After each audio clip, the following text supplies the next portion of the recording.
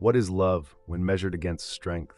And what is strength when love asks us to slow down instead of pushing forward?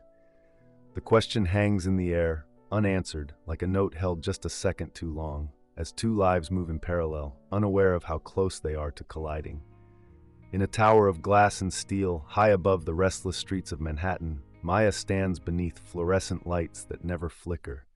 Her reflection fractures across polished surfaces, walls, tables, windows, each one returning a version of her sharpened by ambition. She wears a tailored charcoal suit, its seams precise, unforgiving.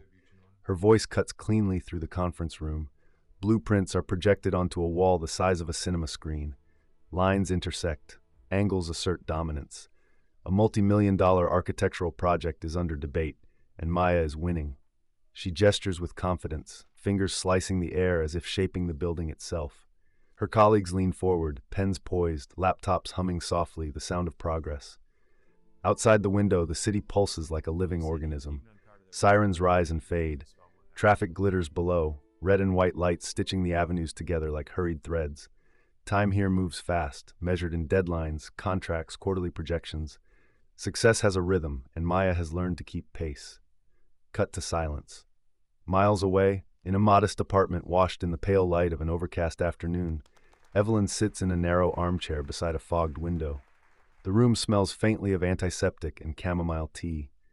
The air is still, heavy, as if even sound has learned to tread carefully. Evelyn's hands tremble as she reaches for a glass of water on the bedside table. Her fingers, once steady, once capable of tying bows and kneading dough and smoothing her daughter's hair, now struggle with the simple act of closing around cool glass. The water ripples, sloshing dangerously close to the rim. Her grip fails. The glass tips, clinking softly as it lands on its side. Water spills across the table and drips to the floor, each drop echoing in the quiet room like a small, undeniable truth. Evelyn exhales, long and shallow, not in frustration, but in acceptance. The television murmurs in the background, a daytime program no one is watching. A clock ticks, loud in its persistence. Time here does not rush. It waits. It watches. Evelyn adjusts the thin blanket over her knees, its fabric worn soft by years of use. Her body feels foreign to her now, unreliable, unpredictable. Each movement costs something. Energy is no longer renewable. It must be rationed like winter firewood. On the windowsill, a small plant leans toward the light, its leaves dusted with gray. Outside, bare branches sway gently, sketching shadows against the wall. Winter has settled in, not dramatically, but thoroughly. Back in the glass tower, Maya's phone vibrates in her pocket. She ignores it. A colleague nods approvingly as she concludes her argument. There is applause, brief, professional. A decision is reached. Another step forward, another victory neatly logged in the architecture of her career. Yet beneath the applause, something is out of sync, a faint dissonance she doesn't quite hear. The distance between Maya and Evelyn is not measured in miles alone. It is the distance between acceleration and stillness, between a world that worships momentum and a body that insists on rest, between a daughter building structures meant to last decades and a mother learning to live inside moments that must be handled gently, like fragile glass. Two worlds, moving side by side, one defined by ascent, the other by endurance, and somewhere, quietly forming in the space between them, is a legacy neither of them fully understands yet, a story that will not be written in steel or stone, but in wool, in pauses, and in imperfect knots that refuse to come undone. The hospital corridor smells like lemon disinfectant and old coffee, a strange combination of cleanliness and fatigue. The fluorescent lights above buzz softly, as if even they are tired of witnessing the same scenes repeat. Maya walks fast, heels clicking in a sharp, impatient rhythm, her body still moving like it belongs in boardrooms, not waiting rooms. She's still in her suit. She didn't change. She didn't even loosen the collar. In her hand, she grips her phone like a compass, refreshing her email out of habit, as if a new message could make this place disappear. A nurse passes with a clipboard. A man coughs behind a curtain. Somewhere, a monitor beeps steadily, an artificial heartbeat keeping time. Maya stops outside the consultation room and inhales, then exhales too quickly. She pushes the door open. Inside, Dr. Patel sits with a folder in front of him, his expression composed but not detached. His voice is calm, trained for delivering difficult truths without making them feel like an explosion. Evelyn is in a wheelchair beside the window, her body framed by a slice of winter daylight. The light is thin and pale, like it's running out of courage. Maya's gaze locks on her mother's hands. They rest in Evelyn's lap, slightly curled, as if holding something invisible. "Miss Rivera," the doctor begins. Maya nods once, briskly. "Just tell me what we need to do." There's a pause, long enough for the radiator to hiss, long enough for Maya to notice the faint tremor in her mother's jaw. Dr. Patel opens the folder, but he doesn't hide behind it. "Evelyn's condition has progressed," he says gently. "The degeneration is now affecting the muscles involved in breathing."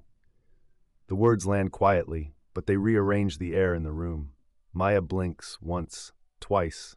Her mind tries to translate medical language into something solvable, something with a plan, a checklist, a contractor's schedule.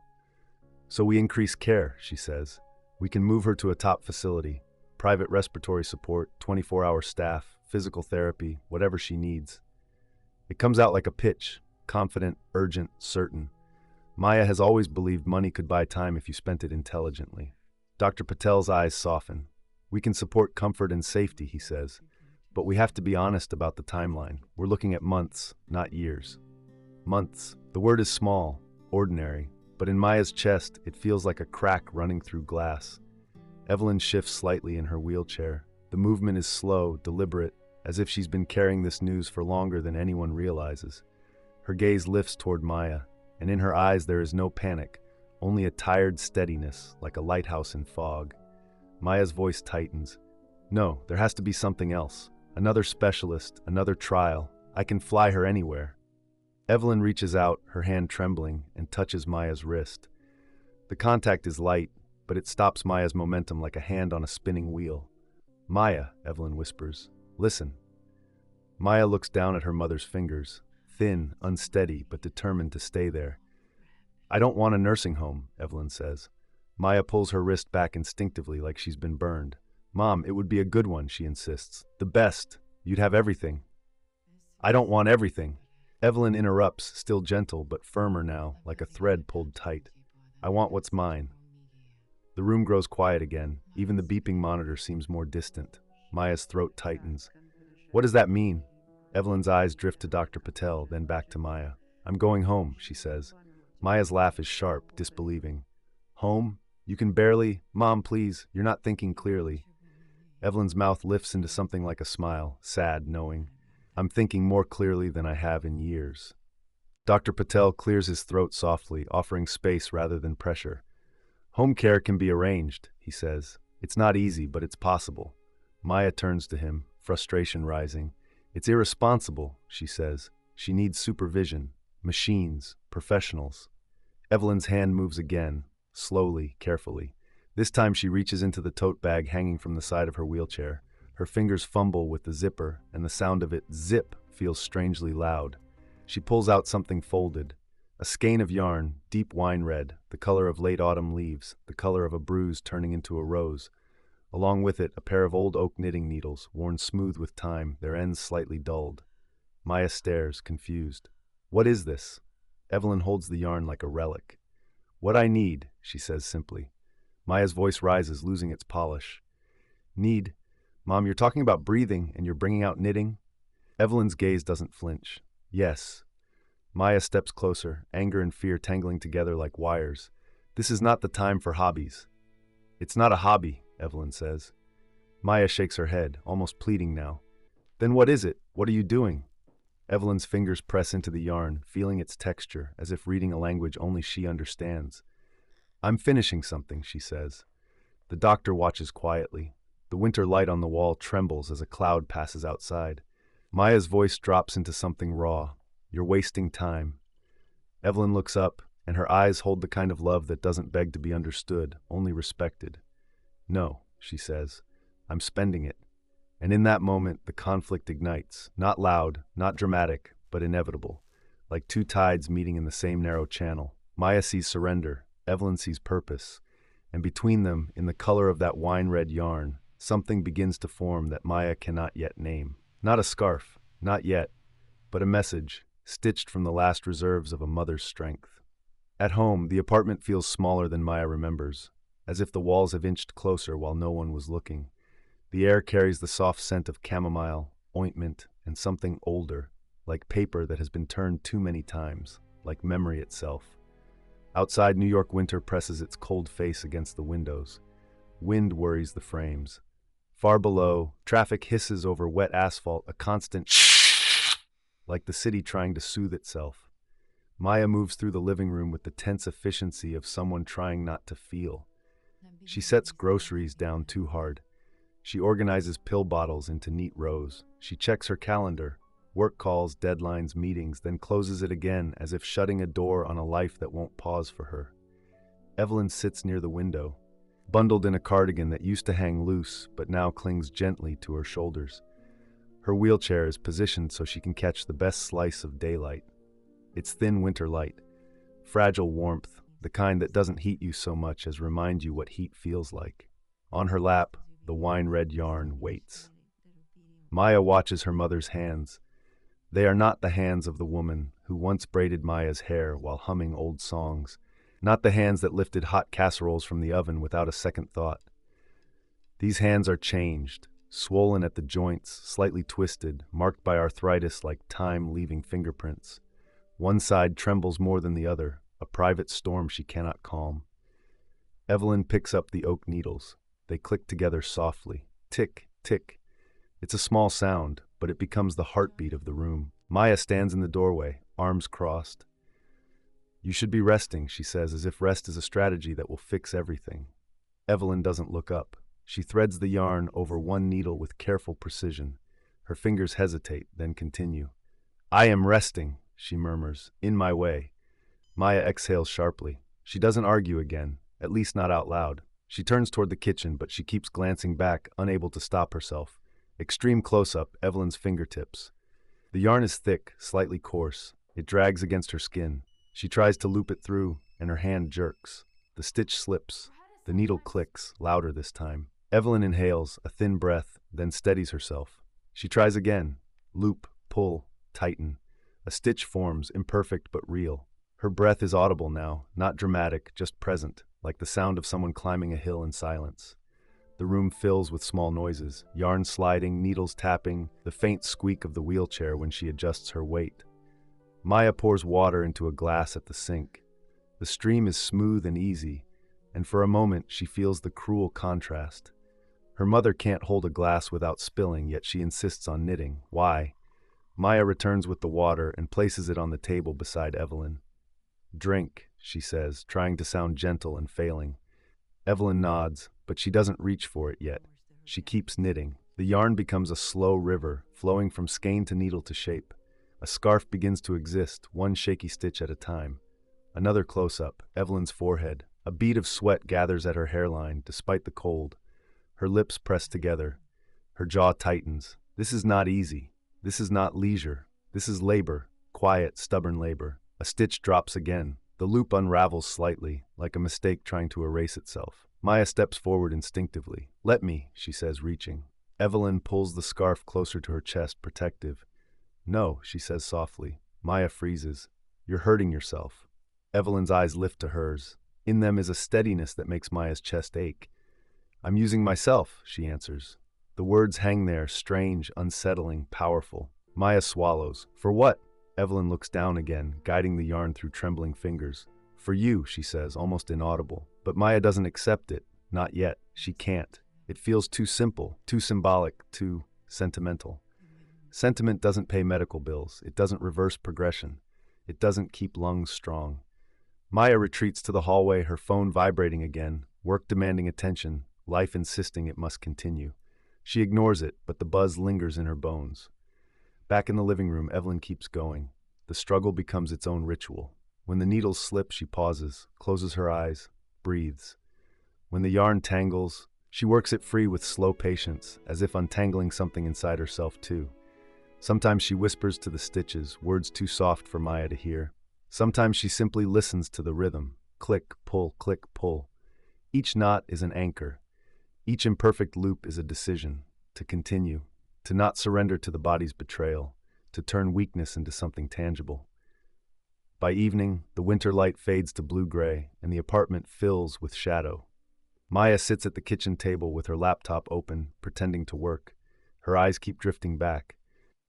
Evelyn's silhouette against the window looks smaller now, but her hands keep moving. In the quiet, Maya begins to understand something she has never learned in any office tower. There are battles no one applauds. No meetings, no contracts, no victory speeches. Just a mother, pouring what remains of her strength into thread, turning pain into pattern, mistake into meaning. And Maya, for the first time, hears it, not with her ears, but with her heart. The scarf is not being made to pass time, it is being made to hold it. 2 days later, the knock at the door doesn't sound like a visitor.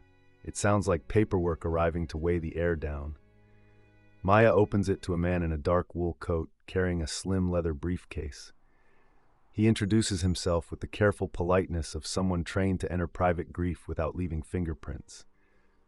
"Miss Rivera? I'm Daniel Sloan, attorney at law." Maya blinks. "I didn't call a lawyer." Behind her, Evelyn's voice travels from the living room, thin but steady. "I did." Maya turns, startled. Her mother sits by the window as usual, wrapped in that pale winter light. The scarf in progress lies across her lap like a living thing still learning its shape. The wine-red yarn glows against the muted room, bold as a heartbeat. Daniel steps inside, wiping his shoes on the mat. The apartment is quiet except for the distant hiss of traffic and the soft click of knitting needles, which continue even now. As if Evelyn refuses to pause for ceremony, Maya gestures sharply toward the kitchen. "Can we do this another time?" she whispers, low enough to feel like a secret. She needs rest. Daniel's gaze flicks toward Evelyn, then back to Maya. "It won't take long," he says gently. "Your mother was very specific. Specific. That word belongs to Maya's world. Contracts, deliverables, deadlines. It shouldn't belong here, in a room that smells of chamomile and winter." Maya follows him into the living room anyway, her body stiff with resistance. She sits on the edge of the couch like she's about to stand again at any second. Daniel takes the armchair opposite Evelyn, opening his briefcase with slow respect, as if the sound might break something fragile. Leather creaks, paper whispers. Evelyn lifts the scarf slightly, adjusting it. Her hands tremble, but they do not stop. Daniel clears his throat. "Mrs. Evelyn Rivera," he begins, "you requested a document to be prepared. It is unconventional but entirely legal."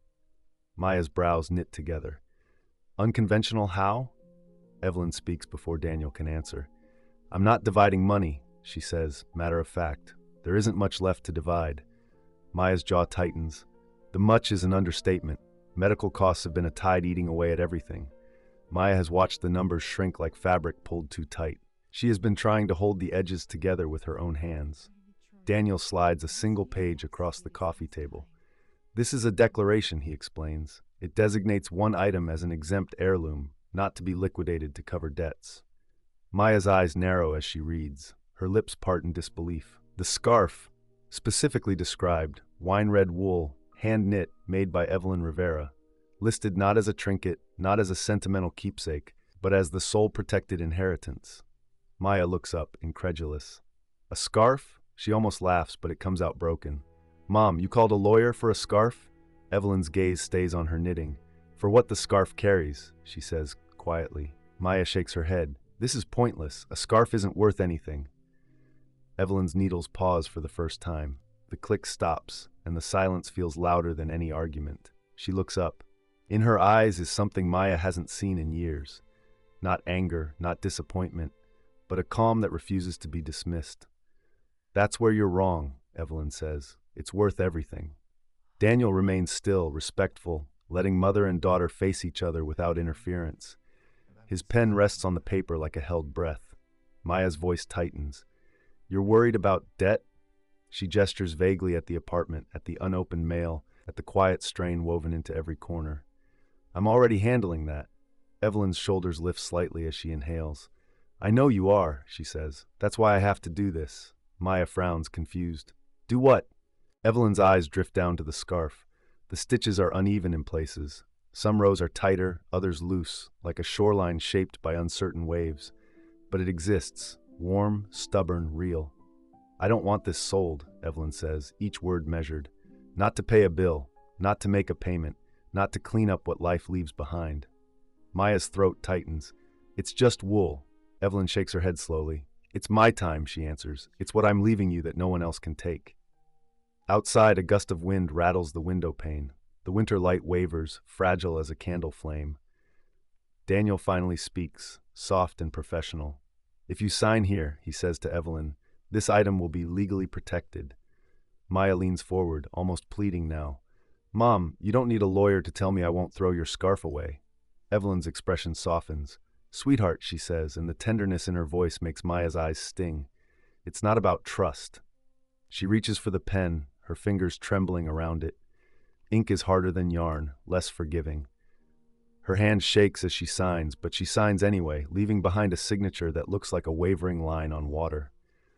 A legal knot, a boundary drawn not around money, but around meaning. Daniel witnesses it, then packs his briefcase and stands. I'll file this immediately, he says. When he leaves, the apartment returns to quiet. The only sound is the knitting again. Click, pull, click, pull, like a slow, deliberate promise. Maya sits frozen, staring at the document. For the first time, she realizes her mother isn't preparing for an ending. She's protecting a message. And whatever Evelyn is stitching into that wine-red scarf, the world will not be allowed to bargain for it. That night, the weather turns like a page, sudden, sharp, and unforgiving. Wind rushes down the streets of New York with a wild, restless voice, slipping between buildings, rattling fire escapes, making the window panes shiver in their frames. Rain lashes the glass in uneven bursts, tap, tap, tap, tap, like impatient fingers demanding entry. Inside the apartment, the light is dim. Maya has pulled a lamp close to the couch, its warm circle barely pushing back the shadows. The rest of the room sits in gray-blue darkness, filled with shapes that look larger than they should. Furniture, coats on hooks, the wheelchair beside the window, all of it quiet, waiting. Maya is in the kitchen, phone pressed to her ear, trying to sound composed on a work call she should have canceled. Her voice is low and measured, the way she learned to speak in meetings. Calm, controlled, professional, even when her heart is elsewhere. Evelyn is by the window. Her knitting needles move with their familiar rhythm, but tonight the sound is different. It's not just click, pull, click, pull.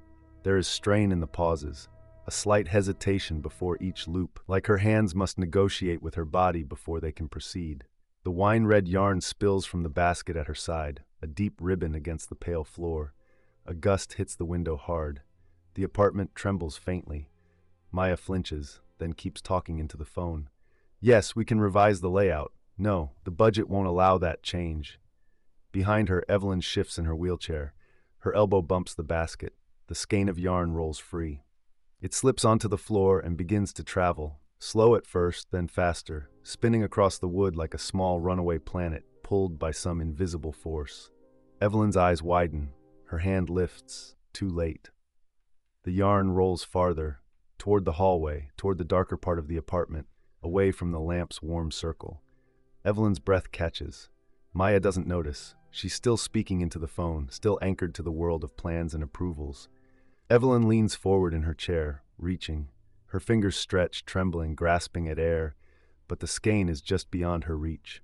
Her shoulders tighten. She leans farther. The wheelchair shifts slightly on the rug, a small, dangerous movement, almost nothing, except that almost is where accidents live.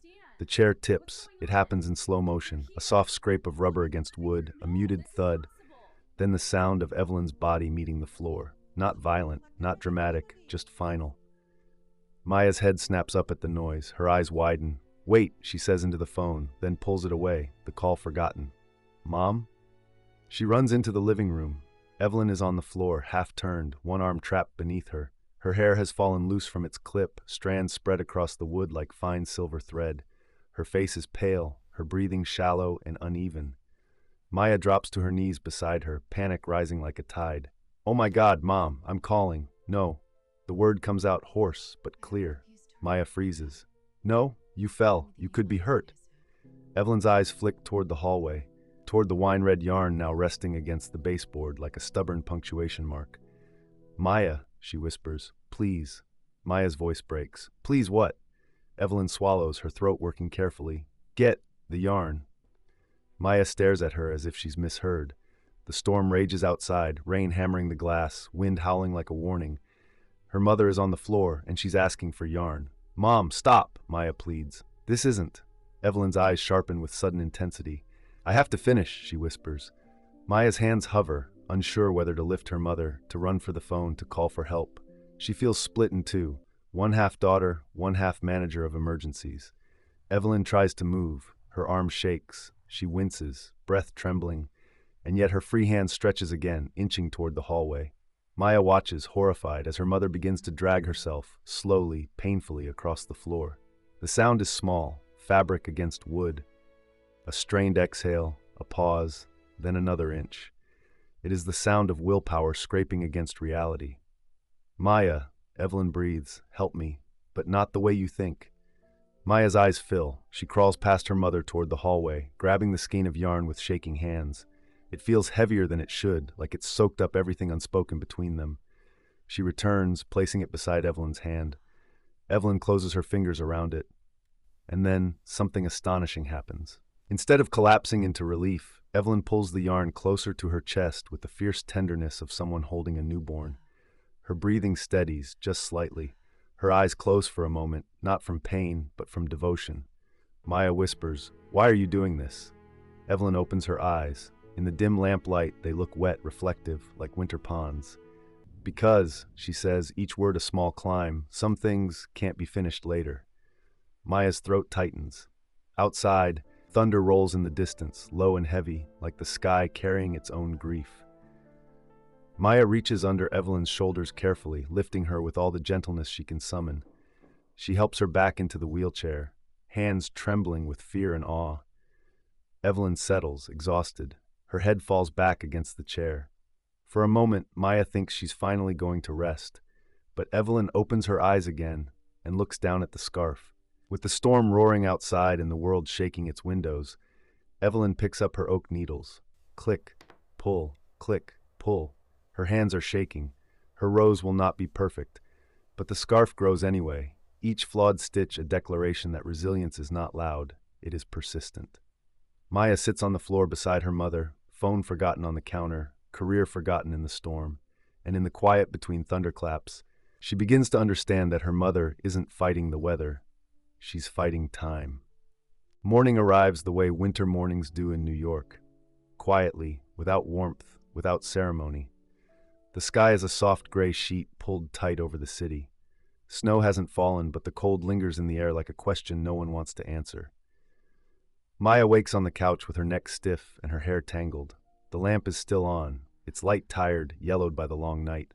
For a moment, she doesn't remember where she is. Then she hears it, or rather, she doesn't. No click of needles, no gentle tap-tap of oak against oak. Only silence, deep enough to make her heartbeat feel loud. She sits up quickly, eyes scanning the room. The knitting basket is by the window. The wine-red yarn trails across the floor like a thin line drawn between yesterday and today. Evelyn is in her wheelchair, still near the window, exactly where she always sits. Her head rests against the wooden frame, tilted slightly, as if she has simply drifted into a nap while watching the street below. A pale strip of winter light touches her cheek, softening the lines of her face. For a brief, fragile second, she looks peaceful, like someone who has finally set down a burden after carrying it too long. "Mom?" Maya's voice comes out small, rough with sleep. She stands too quickly, stumbling forward. Her knees knock against the coffee table. The apartment feels suddenly enormous, full of echoes. She reaches Evelyn, hands hovering, afraid of what her touch might confirm. "Mama?" She gently places her fingers on Evelyn's shoulder. It is still. Not cold in a dramatic way, just still, as if the motion inside her has quietly stepped away. Maya's breath catches. The world narrows to one point, her fingertips on her mother's cardigan. A long pause stretches, the kind that doesn't ask permission. Maya's lips part, but no sound comes. Her throat tightens until it hurts. She lowers herself slowly to her knees beside the wheelchair, forehead pressed against Evelyn's arm, and she trembles.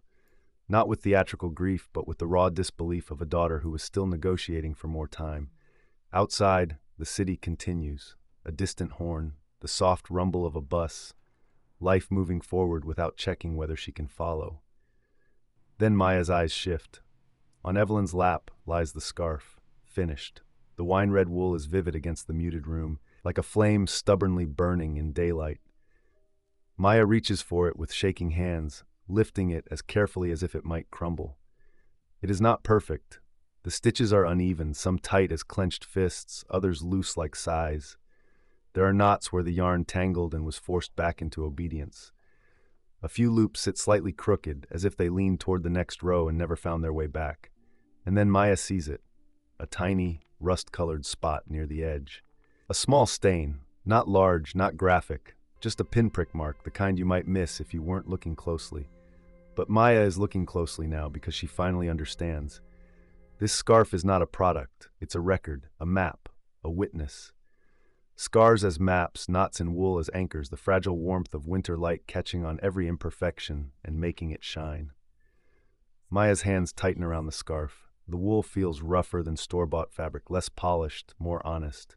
It smells faintly of Evelyn, hand lotion, soap, chamomile, and something indefinable that Maya can only call home. Her breath stutters.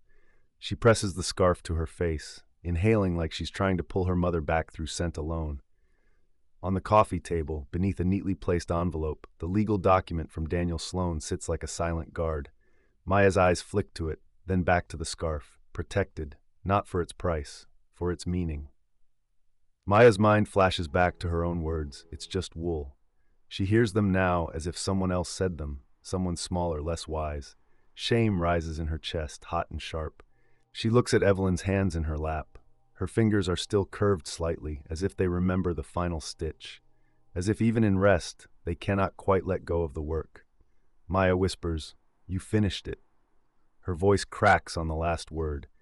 She stays there a long time, kneeling on the cold floor, scarf in her arms, listening to the apartment's silence.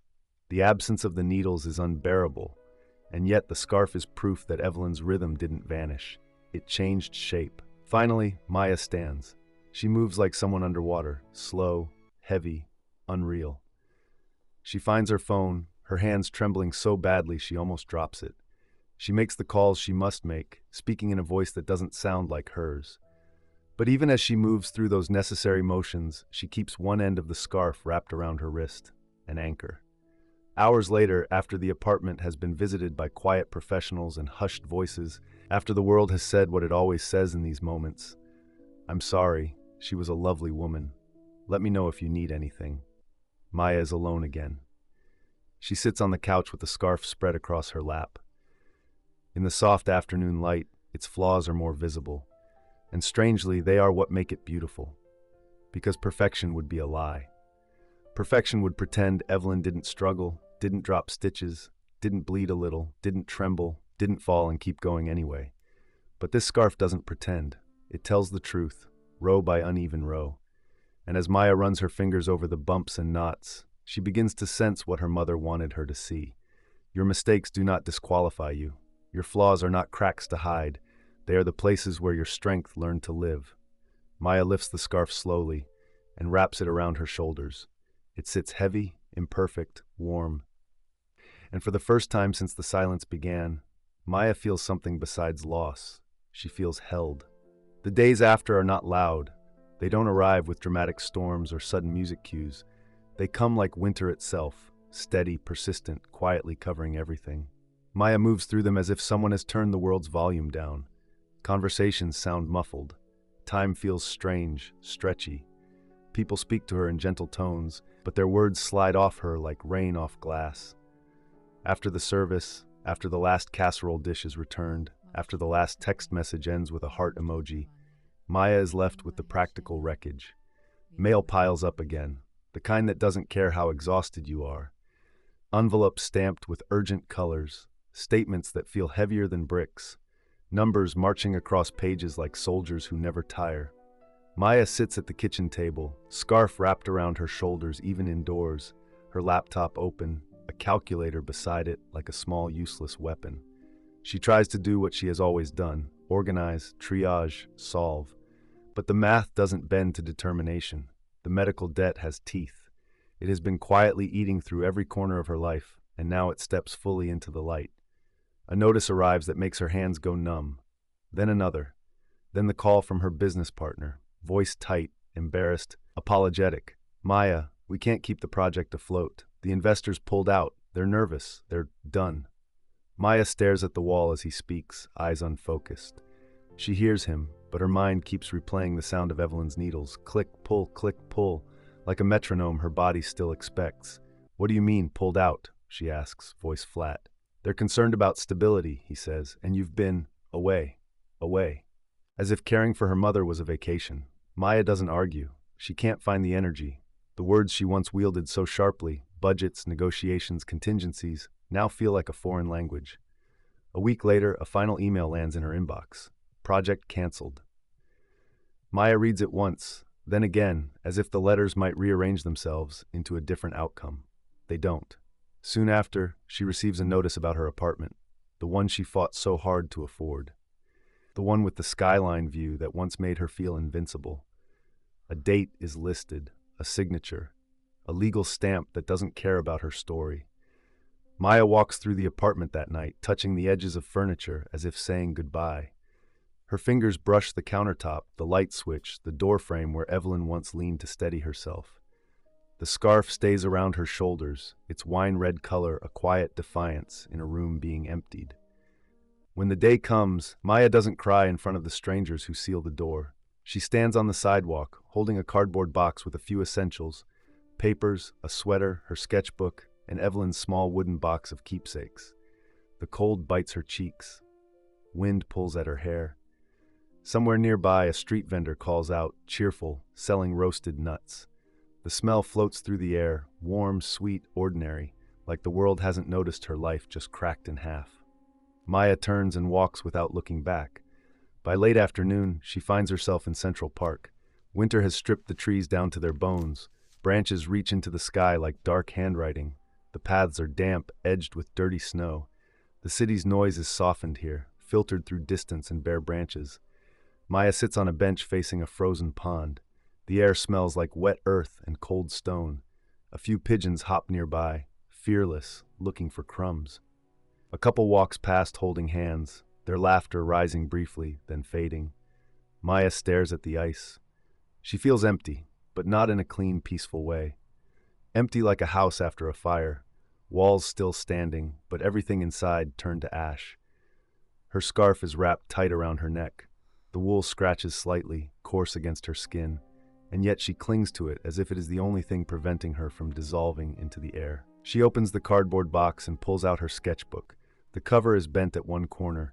She flips through pages of old designs, glass facades, sleek angles, clean lines, buildings meant to impress. They look meaningless now. She closes the book. Her breath comes out in a shaky cloud. The cold makes her eyes water, but this isn't just cold. This is the moment when the self you've been building suddenly collapses, and you realize you don't know who you are without it. Maya presses her palms to her eyes, and she breaks, not loudly, not theatrically, but completely. Her shoulders shake, her breath catches, tears spill down her cheeks and disappear into the scarf. She tries to stop, but the grief has been waiting patiently behind her composure, and now it pours through every crack. She whispers, "I did everything right." The words are small, childlike, almost ashamed. I worked, I fought, I tried. But the city doesn't answer. The ice doesn't answer. Only the wind replies, moving through the trees with a low, hollow sound like the world exhaling. Maya lowers her hands and looks down at the scarf. In the fading light, the wine-red wool looks darker, deeper, like dried roses, like old courage. Her fingers trace the uneven stitches, bump, bump, smooth, knot, loose loop. Each flaw catches her fingertip like braille. And suddenly, she realizes something. The scarf doesn't feel like a trophy. It feels like a handhold. Like her mother anticipated this moment, this bench, this winter, this collapse, and left her something that could be held when everything else slips away. Maya swallows hard, breathing in through her nose. The scarf smells faintly of Evelyn still, even now. That soft, familiar scent rises like a memory carried on warm air. Maya closes her eyes and lets her head rest against the back of the bench. For a long time, she just listens. To the distant hum of the city, to the crunch of footsteps on gravel, to her own breathing, uneven, human. This is her dark night of the soul, not because she is surrounded by darkness, but because she can't yet see what comes next.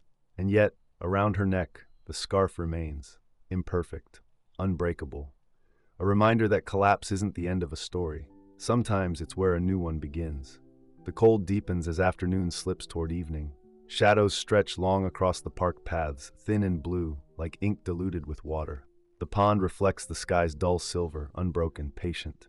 Maya remains on the bench, wrapped in the wine-red scarf, her body finally still after the quiet storm inside her has spent itself. Her breathing slows, not steady yet, but quieter. She lifts the small wooden box from her lap, the one that belonged to Evelyn. It is light, smoother than it looks, worn at the edges where years of opening and closing have rounded its corners. Maya rests it against her knees, hesitant. Opening it feels like stepping into a room she isn't sure she's ready to enter. The wind nudges her hair across her face. She tucks it back and opens the lid. Inside are a few ordinary things. A thimble dulled with age, a faded photograph of Evelyn holding a much younger Maya on a summer beach, a button that no longer belongs to any coat. At the bottom, folded carefully, is the scarf's remaining length, thicker here, where the stitches grew tighter toward the end. As Maya lifts it, something slips free. A small envelope. Her breath catches. She recognizes her mother's handwriting immediately. Uneven, slightly slanted, letters shaped by hands that no longer fully obeyed her. The ink is pressed a little too hard into the paper, as if Evelyn needed to make sure the words stayed. Maya's fingers tremble as she opens it. The paper crackles softly, a sound that feels louder than it should. She reads, "Maya, if you are holding this, then I have already gone where I cannot answer your questions out loud, so I will try to answer them here. Each flawed stitch in this scarf is a moment when my hands failed me, and I chose to continue anyway. I dropped needles, I tangled yarn, I bled a little, I rested, then I began again. Your life will do the same. The world may tell you that mistakes make you less worthy, less capable, less beautiful. Do not believe it. Your scars are proof that you tried. Your knots are anchors. They hold your story together when everything pulls apart. Finish your scarf, Maya, even if it is crooked, especially if it is crooked. Love, Mom." The words blur as Maya's eyes fill again, but this time the tears are different. They don't hollow her out. They warm something frozen. She presses the letter to her chest, the paper thin but heavy with intention. Around her, the park hums quietly. Footsteps, a distant siren, the rustle of wind through bare branches. Life continues, but now it feels like it's leaving space for her. Maya looks down at the scarf again. The flaws no longer look like failures. They look like choices. Each uneven row is a refusal to quit. Each knot is a decision made under pressure. Each loose stitch is an admission of limits and the courage to keep going anyway. Scars as maps, not directions toward what went wrong, but toward where strength learned to bend without breaking. Maya inhales deeply. The cold air stings her lungs, sharp and clarifying. She exhales slowly, watching her breath cloud and disappear. For the first time since Evelyn's death, Maya feels something shift, not upward, not forward, but inward. She untucks the scarf and rewraps it more deliberately this time, crossing it over her chest like a protective harness. The wool scratches slightly, grounding her in the present. She stands, joints stiff, and looks around. The city skyline peeks through the trees, buildings rising in uneven silhouettes against the fading light. Not perfect, not symmetrical, still standing. Maya's gaze drops to the cardboard box at her feet. Inside, beneath paperwork and folded clothes, her sketchbook waits. She kneels and pulls it out. The cover is creased, a corner is bent. It mirrors the scarf more than the sleek designs inside ever did. Maya opens it to a blank page. The paper is cold under her fingertips. She hesitates, then reaches into her pocket and pulls out a pen she hasn't used in weeks. The ink clicks, alive again. Her first line is uncertain. It wobbles slightly, not straight. She almost stops. Then she hears Evelyn's voice, not as memory, but as presence. "Finish your scarf." Maya draws again. This time she doesn't erase the unevenness. She leans into it. Lines intersect imperfectly, overlapping, supporting each other in unexpected ways. The shape begins to form, not a polished tower of glass, but something interwoven, something that holds itself together through connection rather than precision. Her breath steadies. She keeps drawing. The sky darkens fully now, the park lights flickering on, casting soft halos onto the path. Maya sits on the bench once more, sketchbook balanced on her knees, scarf wrapped tight. She is still grieving, she is still lost, but she is no longer empty. Because tucked between uneven stitches and imperfect words, her mother left her something stronger than certainty. She left her permission to fail, to continue, to build a life that doesn't hide its knots. And in the quiet glow of winter light, Maya begins, not to fix her life, but to stitch it back together. Morning returns slowly, like someone knocking before entering. Maya wakes on a friend's couch in Brooklyn, wrapped in the wine-red scarf, the city's early light filtering through thin curtains. The room smells of coffee and radiator heat. Somewhere, a kettle clicks off. Ordinary sounds, steady, forgiving. For a moment, she doesn't move. She listens to her breathing, in, out. Still a little uneven, but hers again. The scarf rests across her chest, its weight familiar now. Not a shield, more like a reminder. She sits up, feet touching the cold floor, and feels the quiet courage of that first small action. Get up. Begin. Over the next weeks, Maya's life shrinks, and in doing so becomes more precise. She takes short-term work, not glamorous, not permanent, enough. She rents a small room with a desk by the window and a view of brick walls laced with fire escapes. The city feels closer here, more human. Sirens pass. Neighbors argue softly. Someone practices piano badly and keeps practicing anyway. At night, Maya draws. She spreads newspaper across the desk and sketches by lamplight. The lines are different now. They don't rush toward perfection. They pause, they overlap, they carry weight in their intersections. She studies the scarf as she works, running her fingers along the knots, the uneven rows. She notices patterns she hadn't before, how a loose stitch is often followed by a tighter one, how mistakes forced adjustments that made the fabric stronger, not weaker. Knots in wool as anchors. She starts designing the way her mother knitted, accepting resistance, responding instead of controlling. She lets the structure emerge through tension and release, through give and take. When a line fails, she doesn't erase it immediately. She asks what it can become. The city mirrors her effort. She walks more, notices things. A cracked stoop repaired with mismatched stone, a bridge held together by cables crossing at imperfect angles.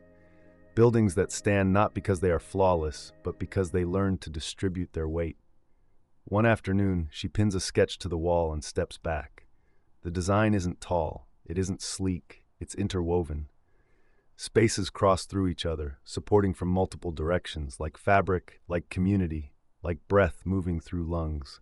Light is allowed in not through grand windows, but through narrow seams that glow warmly at different hours of the day. Maya exhales. She submits the design to a small, open competition, nothing high profile. She almost doesn't. Her finger hovers over the button, doubt rising. Then she hears Evelyn again, steady and kind. Finish your scarf. She clicks submit. Days pass, then weeks.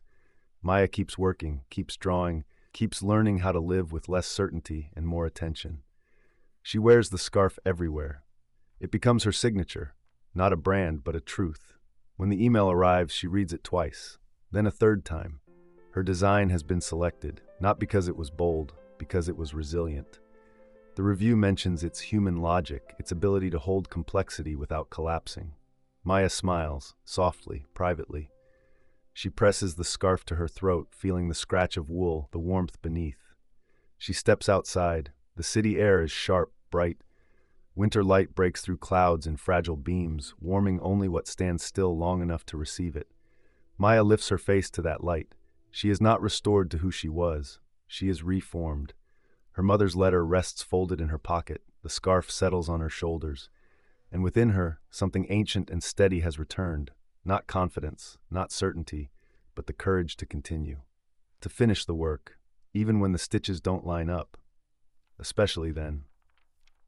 Years later, on a bright autumn morning, New York feels almost gentle. The air is crisp without being cruel. Sunlight spills between buildings in golden sheets, and the trees along the avenue burn with color. Amber, rust, and deep wine red, as if the city has borrowed Evelyn's yarn and woven it into the season. Maya stands at the edge of a plaza, hands tucked into the pockets of her coat. Around her, people move with purpose, commuters, parents with strollers, tourists lifting phones toward the skyline. The world is busy, but it no longer sounds like pressure. It sounds like life. In front of her rises the building she designed. It isn't a sharp, perfect tower. It doesn't try to dominate the sky. Instead, it feels like something made to hold people. Its structure is interlaced, beams crossing and supporting each other like threads in fabric. Sunlight filters through narrow seams and patterned openings, casting soft latticework shadows on the ground. When the wind passes through, it doesn't howl against hard edges. It moves gently, producing a low, airy hum, like breath traveling through calm lungs. Maya steps forward, her boots clicking against stone. The plaza's surface is textured, intentionally imperfect, small variations that catch the light and make it shimmer. She designed it that way. She wanted the ground to feel honest beneath the feet, not polished, not pretending. At the center of the entryway, a public plaque sits modestly, not announced with fanfare. Most people walk past without reading it, but Maya always pauses. She runs her fingertips over the engraved words. Not a grand dedication, just a simple line. For Evelyn, who taught me that what holds us together is never flawless. Maya's throat tightens, not with pain now, but with reverence. She lets the feeling rise, then settle, the way a wave reaches shore and returns. Around her neck is the scarf, older, softer now. The wine red has faded slightly from years of winter wear, like a rose pressed inside a book. The wool is worn at the edges, frayed in places. The knots are still there. The uneven stitches remain unchanged, stubbornly themselves. People have noticed it over the years. Some have asked where she bought it. Maya always smiles and says, "It was made for me." No explanation is ever big enough. And she has learned not to force meaning into words when it can live better in quiet. Inside the building, the lobby is warm with natural light. The air smells faintly of wood and clean stone. A soft echo carries footsteps upward, and the space feels welcoming. Not impressive in a cold way, but comforting in the way a well-lit room can make you breathe easier without realizing you are holding your breath. Maya walks through slowly, watching how people use the space. A young woman leans against a column, reviewing notes before a presentation, fingers tapping nervously. An older man sits on a bench near a sunlit seam in the wall, eyes closed, letting warmth touch his face. Two children chase each other along the patterned shadows, laughing, their shoes thudding like drum beats. This building isn't just architecture. It's a lesson made visible. A reminder that strength is not stiffness, it is flexibility that endures. That support is not solitary, it is interwoven. Maya stops near a wall where the sunlight falls in a grid of soft rectangles. She reaches up and touches the scarf at her throat, feeling the familiar roughness, the tiny bumps where stitches turned imperfectly. She thinks of Evelyn's letter, now creased from years of folding and unfolding, kept in a small frame at home. She thinks of those trembling hands and the oak needles clicking through the night. Each flawed stitch, a choice to continue. Maya looks up at the crossing beams overhead. In the pattern of their intersections, she sees it clearly. The scarf was never just a scarf. It was a blueprint, not for a building, but for a life. She exhales, slow and steady, and the air leaves her like gratitude. Outside, the plaza fills with people. The city moves on, and Maya moves with it now, not racing ahead, not frozen in fear, but walking forward with something quietly unbreakable around her shoulders. A legacy of love, stitched into imperfection, and made at last into shelter for others. Some legacies are not left behind as money, houses, or reputation, but through the way a person chooses to live in the final days of their life. The story of Evelyn and Maya does not tell us to be stronger than our pain. It whispers something deeper. Be honest with your fragility. Evelyn did not try to be perfect in her final days. She did not hide her trembling, deny her falls, or erase her imperfect stitches. Instead, she allowed everything to exist and kept knitting. That choice transformed the scarf into a living map, one where every flaw points to a moment when giving up was possible, but not chosen. And Maya, like so many of us, once believed that worth lives in achievement, in speed, in doing everything right. But when everything collapsed, she discovered this truth. What keeps us standing is not seamless success, but the ability to continue after we have cracked. Scars do not make us less beautiful. Mistakes do not erase our value. They simply prove that we lived, that we tried, that we did not let go. Perhaps you, too, are in the middle of your own unfinished scarf. Perhaps your stitches are uneven. Perhaps you once wanted to unravel everything and start over. But maybe Those very irregularities are where your story becomes most real. In your life, is there a scarf still being knitted? A dream, a relationship, a healing journey? Have you ever seen your mistakes as failures, or have you ever considered them knots that anchor you to your own life? If today you allowed yourself to be imperfect, what would you continue that you once planned to abandon? If this story touched you, we invite you to share your own. A stumble, a moment of rising again, an unfinished scarf still worth completing. You can leave a comment or send your private story via the email pinned in the description. If you wish, your story can remain anonymous, becoming a small light for someone else who needs warmth. Because sometimes, what we need most is not an answer, but the knowing that we are not alone in the act of stitching our lives back together.